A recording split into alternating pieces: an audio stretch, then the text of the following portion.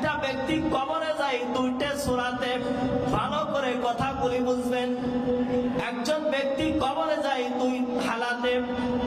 এক নম্বর বাহ্যিক দৃষ্টিতে আমরা দেখি আমাদের যে শরীর আল্লাহ তাআলা দিয়েছেন, যে শরীর আল্লাহ তাআলা আমাদেরকে দিয়েছেন, কোন ব্যক্তি সুস্থ শরীরে কবরে যায়, আবার কোন ব্যক্তি অসুস্থ শরীরে কবরে যায়। একজন সুস্থ অবস্থায় ইন্তেকাল করল, আরেকজন অসুস্থ অবস্থায় ইন্তেকাল করল।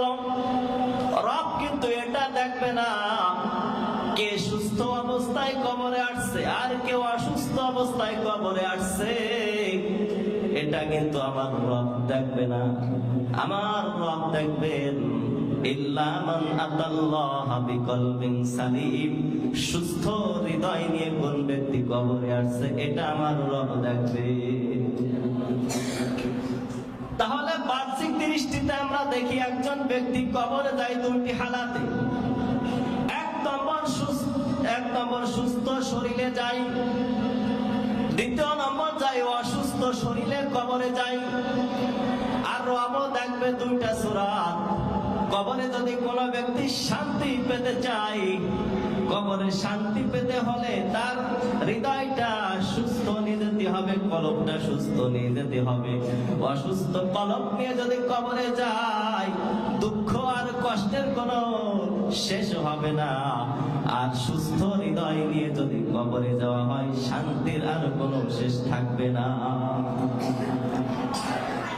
এই জন্য কলবটা সুস্থ হয় দুইটি কারণে। মানুষের কলব সুস্থ হয় দুটি কারণে।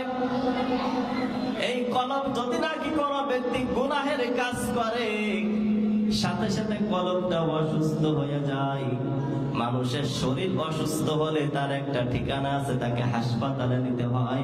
কিন্তু কলবটা যদি অসুস্থ হয়ে যায়, এই কলব অসুস্থ হলে তাকে কোথায় নিতে হবে, এটা রব্বে কারীম এটা বলেন। যদি নাকি অসুস্থ শরীর থাকে, তাকে হাসপাতালে নিতে হয়।